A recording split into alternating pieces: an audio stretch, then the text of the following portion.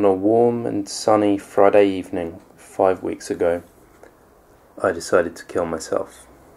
I didn't necessarily know how I was going to do it. All I knew was that it was definitely going to happen.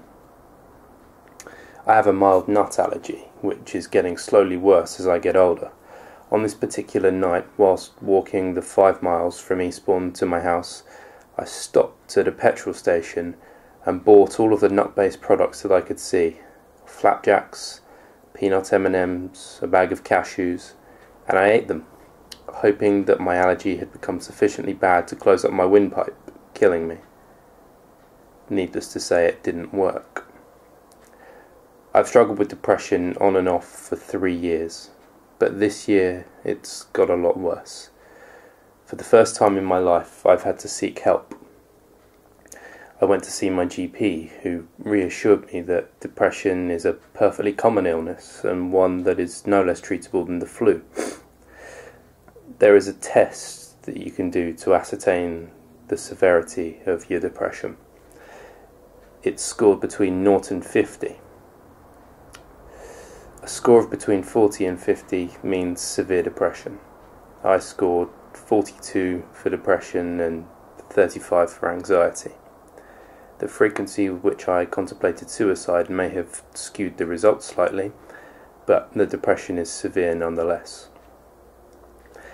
In the last month, I've been more open with my friends and family about my depression than I ever have before. I don't see the point in hiding it away.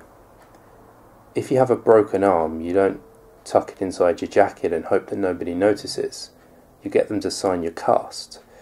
I simply have the mental version of a broken arm. Everybody that I've told about it has been endlessly supportive. If it weren't for my sister and a couple of my friends, I wouldn't be here to say these words right now. I've had to make sacrifices in my quest to beat my depression.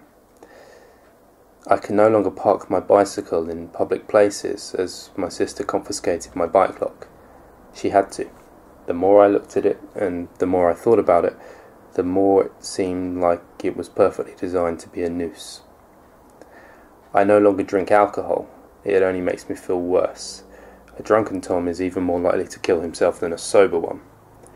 He isn't as much of a coward, you see. For the most part, people don't realise that I'm suffering on an almost daily basis. I'm remarkably good at hiding it.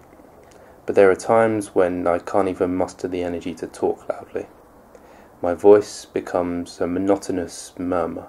I lay in bed all day, eating junk food and staring blankly at various TV shows or YouTube videos. And then, when I become racked with guilt over the amount of junk food I've consumed, I manufacture it so that I see it all again, evacuating it from the same orifice that it disappeared into less than an hour previously. I visited a therapist for the first time last week. In the moment, it made me feel better.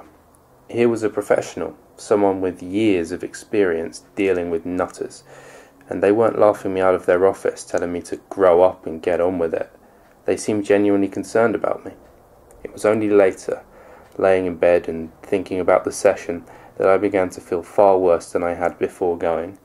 My whole life, it seems, is one giant symptom for depression. I felt like I was standing at the bottom of a mountain, being told that I had to climb it. I'd started climbing it, only to realise that I'd forgotten to bring any food, water or mountaineering equipment with me, and that I was in fact wearing nothing but shorts and flip-flops. I don't tell you all of this to make you feel sorry for me. I don't want your sympathy. I care not one bit what people think about me. I tell you it simply to help you to understand what I'm going through. And despite the support of my family and friends, ultimately it's down to me and me alone to beat it. And believe me, I'm gonna fucking beat it.